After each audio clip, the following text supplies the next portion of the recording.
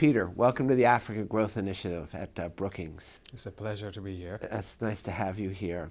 My first question to you, you used to be a lost boy of Sudan. Today you're a citizen of the Republic of South Sudan. Tell us about that journey. What was the most important lesson that you took from that extraordinary journey?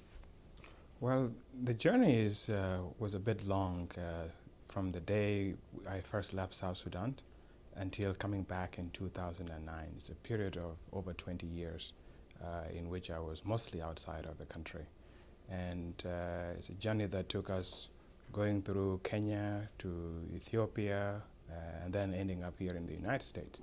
And if I can think of the key takeaway from the entire journey, it just taught us to persevere, to hope, and a lot of determination, especially with what is my own responsibility as a citizen of South Sudan and as a lost boy. And that's the main reason why I decided to move back to South Sudan after I finished my education here in the United States. And what have you found now that you've moved back to South Sudan? What has been the most important element of living there now? Well, you see, South Sudan, as you very well know, is less than 1 year old country. It will just be 1 year old soon. And the need in the country, the effect of war after so many years, is a wounded society that is now beginning to recover and to rebuild itself, literally by brick to brick. And when I came back and saw all this need in the country, the lack of capacity, the lack of infrastructure, and all of these things, it just reminded me of my own obligations and my own story too, going through many different experiences all over the world, and then being able to take everything that I've learned and apply it to helping South Sudan. Now, you've been involved in ethnic reconciliation in South Sudan between the Noors and the Dinkas and others. Tell us about that, how you've gone about that and what results you're seeing.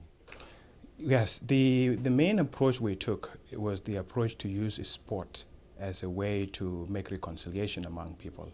As you very well know, the main sort of source of internal insecurity in South Sudan has always been cattle rustling.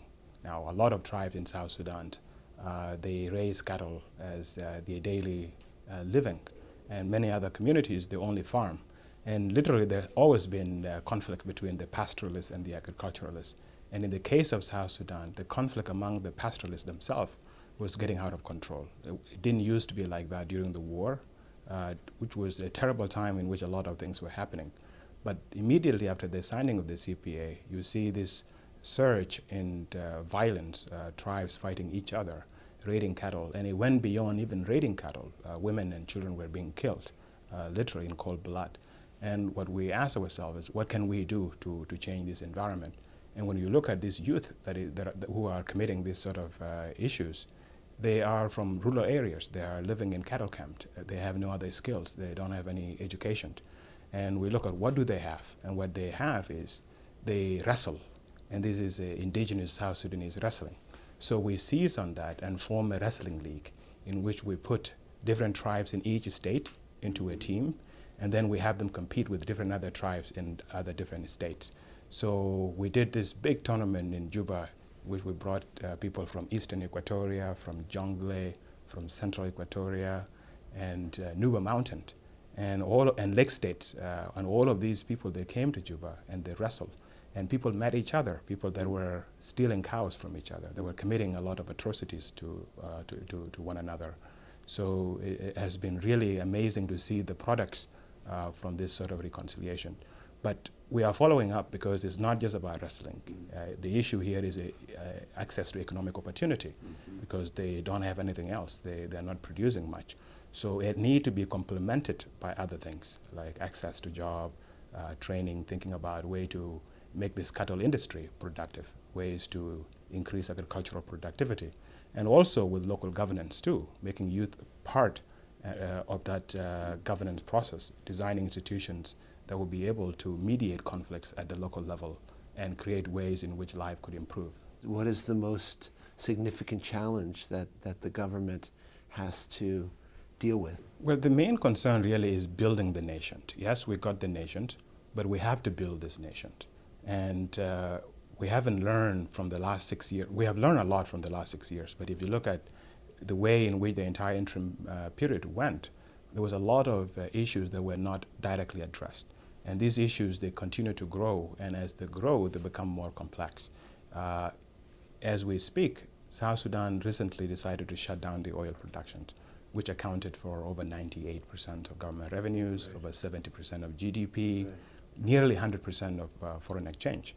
And South Sudan, given the legacy of war, the level of production is very limited. People are not producing much. We only produce about 60% of our food that we consume. So we're dependent for import for over 40%. And having shut down the oil, like what is next? Right. And during the entire period also, if you look at the public sector, has been able to expand so much. Over 40% of our budget goes directly to wages, and then if you add in the allowances, and then you also look at this public sector, are they producing anything? Are they qualified? Are they thinking about the future? And the recent evaluation of the government of South Sudan confirmed that most of this civil service are unqualified. And we have to find a way in which we reform the civil service. But it's important to understand in the first place that the civil service was not set up to be a productive civil service. It was set up basically as a way to buy peace. And a lot of people were able to be put in that position so that we at least have a normal life. So reforming the public sector is going to be extremely important, particularly even if the oil is even turned on.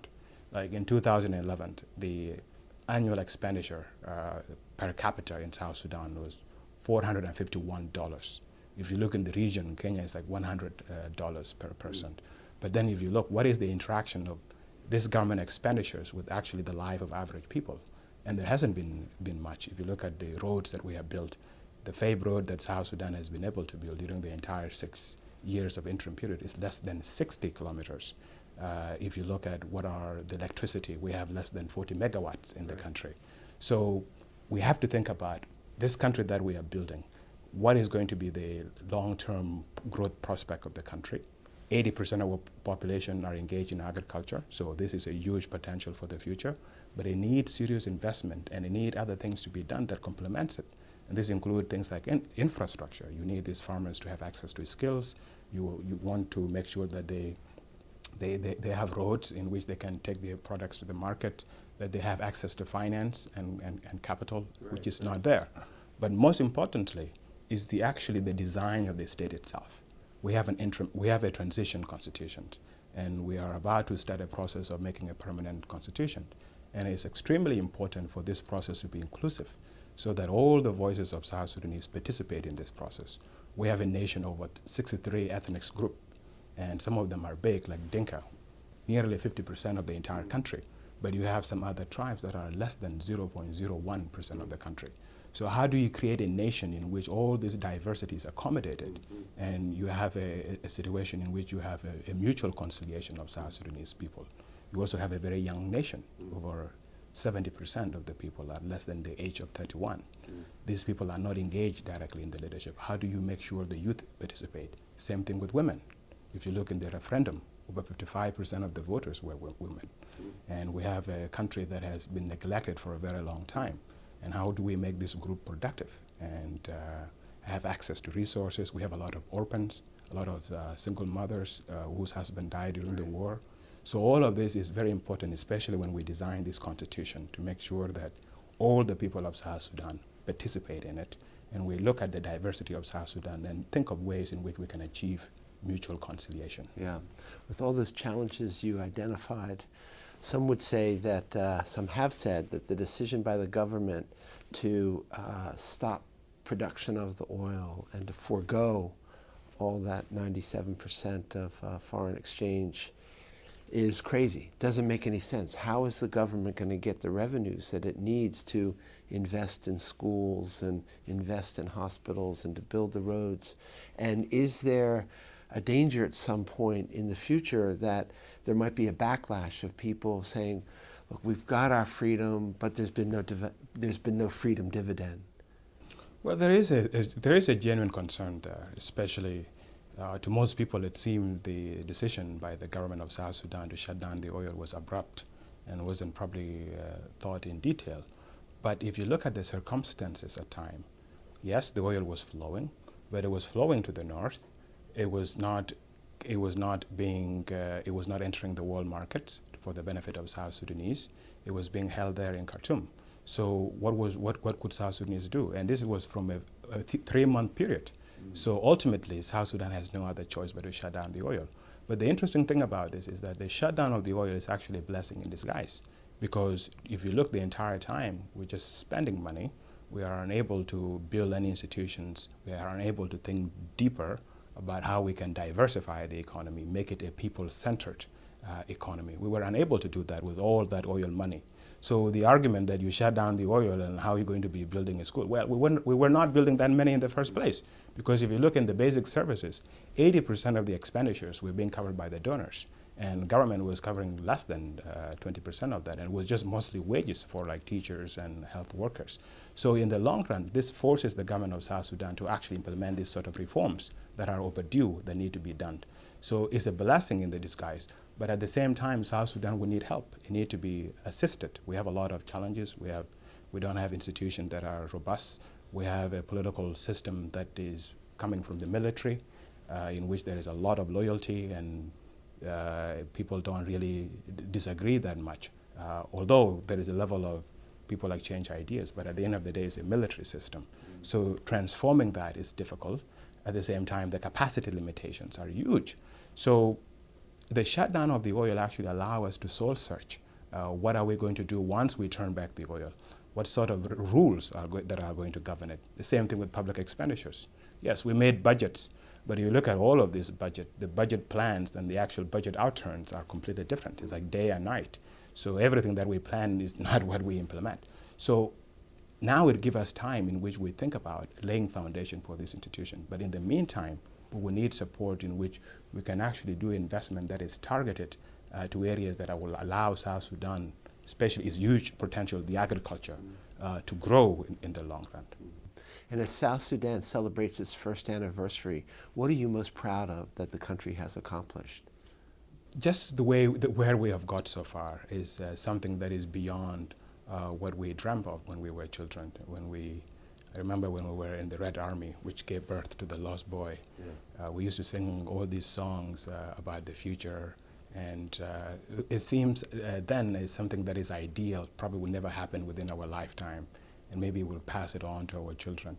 But it was a determination that everybody was willing to sacrifice something for. And the fact that we achieve it, that South Sudan is a country and is on the map and is a sovereign nation pursuing its own destiny, is something that we are most proud of. Just being able to be a country and achieving that, and knowing that we made the sacrifice, to over 2 million of our citizens died for us to be a nation. And looking back through that journey, it's a great joy.